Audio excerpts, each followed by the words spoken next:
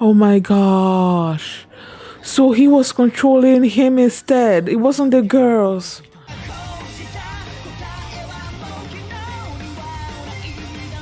Hi everyone, I'm going to react to Bungo Stray Dogs. I'm about to say Jujutsu Kaisen. Bungo Stray Dogs Season 2, Episode 7, Wheel of Tycoon. And last episode, the leader of the Pole Mafia sent out a letter to the guild about what he was planning to do to them. And then he sent out Chuya as sort of like a messenger to the president of the agency, telling them that their office team is about to be attacked by the guild, so they better get out there. So yeah, there was a fight between Nakutagawa and two members of the guild. I don't think the fight is quite ended yet, but yeah. And then we found out that Chuya's ability is gravity manipulation. So it's like, okay. Now that's what happened last episode. And before we get into this one, if you guys want my reaction, please give it a thumbs up, subscribe, and please consider support my Patreon at patreon.com/feelingme. And now let's start this episode. And here we go. I am so hungry. But I'm like, I need to react to this before I eat. Usually once I eat, I feel tired and sleepy. So you have something that I need to be awake to do, then yeah, I put eating off. And here we go.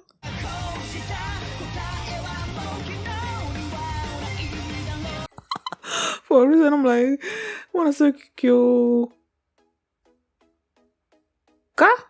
or Kyuko. I think it was Kyuko. Either way.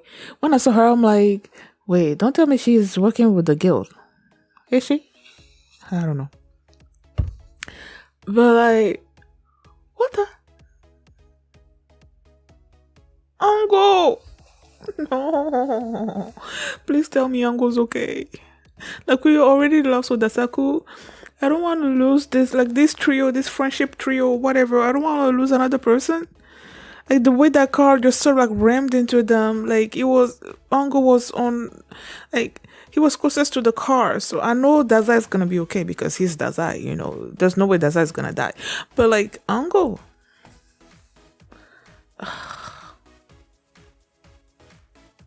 And then he went there to ask for the special division, whatever the agencies, government agencies help and all of that. I love that. When he said he was gonna, when Atsushi and that woman were talking, and then he told her where Dazai went to go see a government official or something or other like that. And I'm like, Ango? Because that's the only, I thought about Ango first, of course, but then I also thought about mostly the president or the leader of the government agency person, the person that put Dazai into contact with the president of the agency, of the detective agency, that dude, I thought about him as well, but Ango was the first on my list, and it was him. It was so nice to see him. But then,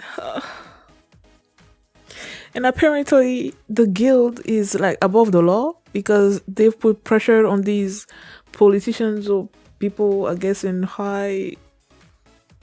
that have high positions or whatnot, and now they're like immune to,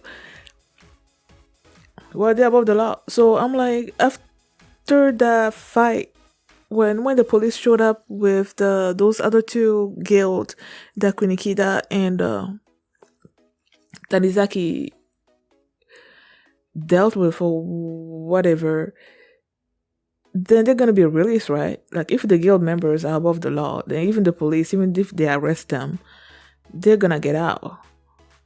So what was the point of that again? I guess they didn't know that at the time, but like,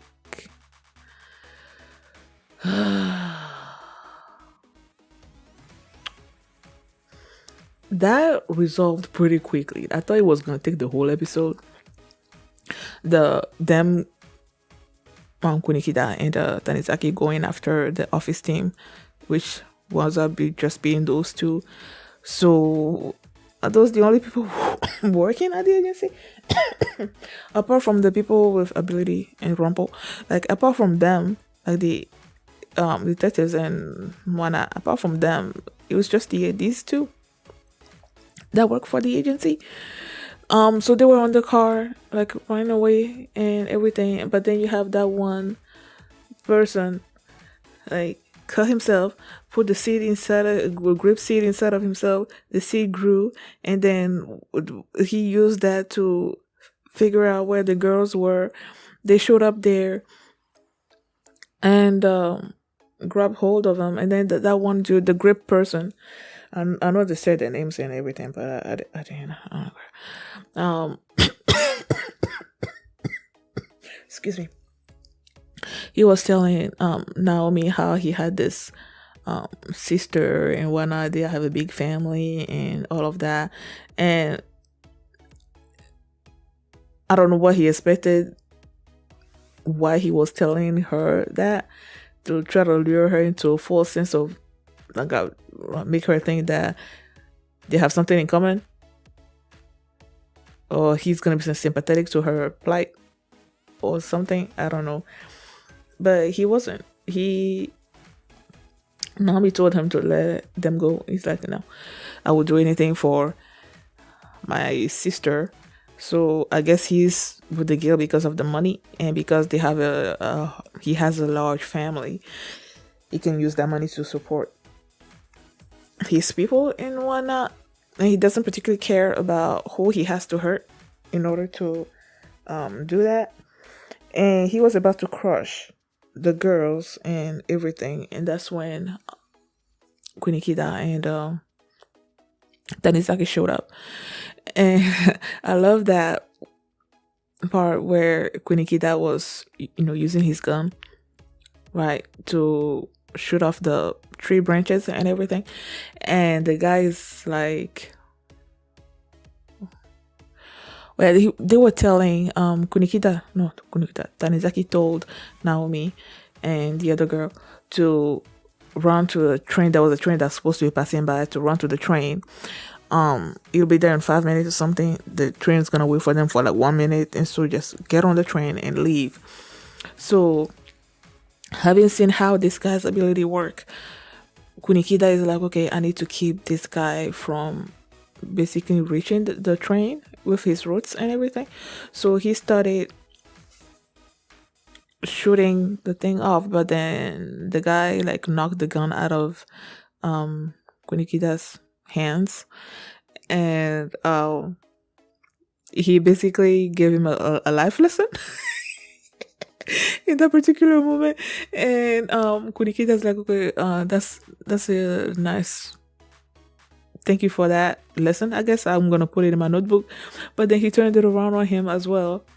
When the guy thought, okay, once I disarm Kunikida, then that's it. But then the popo wet, and then he made another gun and shot at him. But then you have the other dude, his name I wrote down, Lovecraft. Pretty easy. Lovecraft and his tentacles, whatever. He just like grabbed hold of Kunikida and Tanizaki, and they were able to reach the girls as well. And the guy was basically threatening Naomi, and he was saying how the members of the agency have all these morals and all that. And Tanizaki's like, morals? Like, when it comes to his sister, like, those things don't matter to him. She's more important than anything else. And there was this truck driver that was coming toward them, and they were like, okay, we need to wrap this thing up. But then Tanizaki was using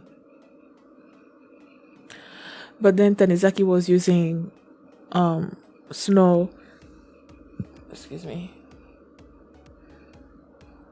what's this ability called, light snow, and created this sort of like mirage for the truck driver. It's such a way that the guy drove straight toward those two and just like hit them. So their ability got like, they stopped using their ability for a second, and the girls were able to get on the train and leave. And Kunikida and Tanizaki were able to leave as well. But time the guys came to or something, the police came, and then they were like, so I guess about to be hauled off. But then because these people are above the law, clearly that's not going to do anything. So I was wondering where Dazai and Atsushi were while these other two were facing those two. Because I'm like, okay, is it just going to be Kunikida and Tanizaki facing them, or is Dazai and Atsushi also coming? But they were waiting for the train at a train stop somewhere there. They were waiting there. And though they said, does that say something about how the leader of the poor mafia was this calculating person? And he said something that made me think, okay, these girls are not safe on this train. And they bumped into this person, to Q. And I'm like, okay, who are you working with? Are you working with the poor mafia, or are you working with the guild? Turns out he was part of the poor mafia, and he was someone that was basically kept prisoner in a dungeon, whatever, and they're not supposed to let him out, but he was let out. He had this ugly doll in his hands, and I'm like, okay, what are those? Like, clearly that has to do with something, but I didn't quite know exactly what it was supposed to do. And I'm like, okay, what did he do to the girls? He's gonna do something to the girls. But then Dazai's like, okay, I gotta go pee or something. But he wasn't really it was just an excuse. So he left Atsushi alone, and then the girls came out and they seemed fine, and then they're like they were gonna present this new person that they met on the train to him. I'm like, well, you're being so charming. I'm thinking that to myself.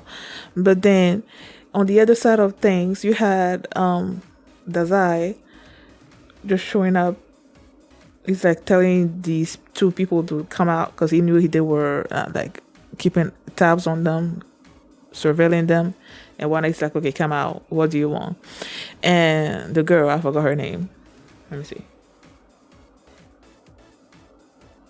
Higuchi told Dazai that there was this message from the leader. He's like, okay, what is it? And then the leader is like, would you like to come back to the poor mafia? And then he just started laughing. And you had also Gin-chan that was there with the knife to Dazai's throat, and Dazai was not like so not worried. It's like, okay, can you like get the knife off my neck or whatever? It turns out she was a girl. I'm like, I thought it was a boy who, like, ever since he showed up in the show, like, I thought he was a boy, but no, he was a girl.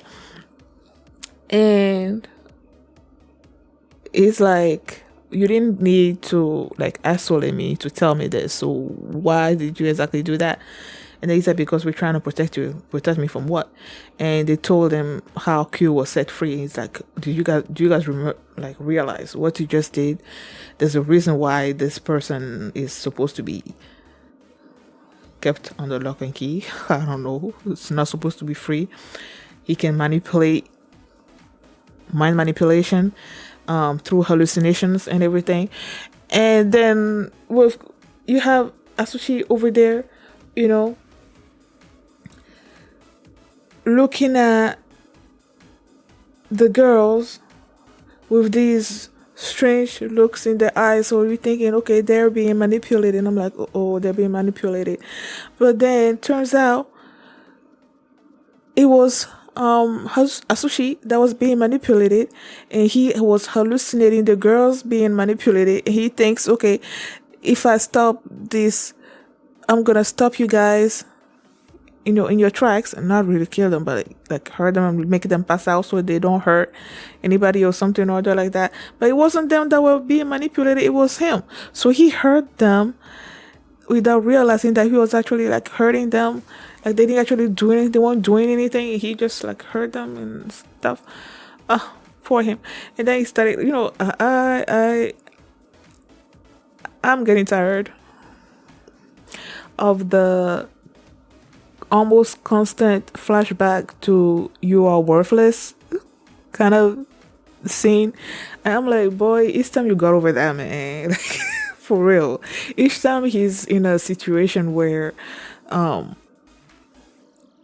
either he hurt somebody or he's at a disadvantage or I don't know something, he flashes back to that. Like I'm like, boy, get over it. you know. And when does that realized? Because the girl, those are two were telling him that they were protecting me. They're protecting me from what? So he knew that he was talking. They were talking about protecting him from Atsushi, right? So he just dished them and went to Atsushi and basically coached Atsushi out of the trance that he was in. But then after Atsushi realized what he'd done and he flashed back and all of that, he was on the floor. He's like, just like crying and stuff. And I'm like, that's gonna about to slap him. And he did. I love the fact that he slapped him. And then he told him, like, stop pitying yourself, man. Like stop it. I'm like, yeah, stop it. You're doing too much. I love that guy, man. I feel like I don't know. He's just so cool. Dazai is so cool, and he's such a man with mystery, and he's so cool. Like when they were like, who said it? Someone. Oh, it was Higuchi that was telling Dazai that he's basically has killed so many people in the poor mafia and all of that. Like his ledger is black. Did he say ledger? But I'm thinking of Black Widow, like Marvel Black Widow and her red ledger. Either way, like he's killed so many people. So you know, the fact that the president wants him to come back to the poor mafia, you know, he's such a great asset to him, you know. And here, like ever since I started the show, he hasn't really done no. Like you see him do stuff here and there and everything, but he's not really the main focus of the show. And you haven't like I don't know what I'm trying to say. Like the fact that he's killed so many people, he's done so many things. He's such a high-ranking official, top executive in the poor mafia. He used to be in the poor mafia and all of that. It's like I want to see that in action, but we're not really seeing that. We're just seeing sort of like him, like being confident in every situation, not really worried about anything, because he's just all that, you know. And I want to see that all thatness. What kind of word is that? Like I want to see him display what made him such a feared member of the poor mafia. You know, I know he was a top executive. His detective skills is amazing. His clearly his martial arts must also be up there, just 3 years better, I guess. I want to see him in action, like action. Like, okay, yeah, let's just say I want to, like, if he has a bloodlust, or the urge to kill people, like I want to see that in action. I feel like he will scare me, and I want to see that on my screen. Like, I really want to see that in action. You know, what makes him so fearsome? And what makes the fact that he's so fearsome that, you know, even with knives on his throat, he's not worried. I don't know what I'm talking about. But yeah, I just love him, and I want to see more about him in particular. You know. Yeah. So after that, he snapped Atsushi, and he sent him, I guess, back to the agency, to that woman. And then Atsushi was supposed to be waiting for Dazai someplace, right? But Dazai wasn't showing up because of the collision that just happened, which I'm assuming was a plan. Because the Francis or whatever was sitting there, and then this girl showed up, and he's like, okay, I have a new mission or something, or a new plan that we can put into action or something or other like that. And then he took the papers out of her hands and was like, I'm gonna read it on the way. So I'm assuming the car running into Dazai and Ango, and Francis showing up where Atsushi was part of this new plan or mission that this girl came up with. And yeah, so he showed up where Atsushi was. Atsushi started attacking like immediately, but nah, no. This guy is clearly so much superior to Atsushi. And he's like, I still don't know exactly what they want with Atsushi, man. Like, why is he so valuable to this guild that they're doing all of these things? And now Kyouka, she showed up and telling them like to stop, telling this person to stop. She has been missing, so where has she been? Why is she telling? I don't know, just the way she spoke, it felt like her and Francis were in cahoots or something. So I don't know. I guess we'll see. Thank you guys for watching, and if you like this reaction, just give it a thumbs up, subscribe, and if you want to see my reaction to the next episode, you can just start by checking out my Patreon at patreon.com/feelmini, and you can also see the full line for this reaction there as well. So thanks for watching, and I will see you next time. Bye. I'm waking up, I feel it in my bones to make my systems blow. Welcome to the new age.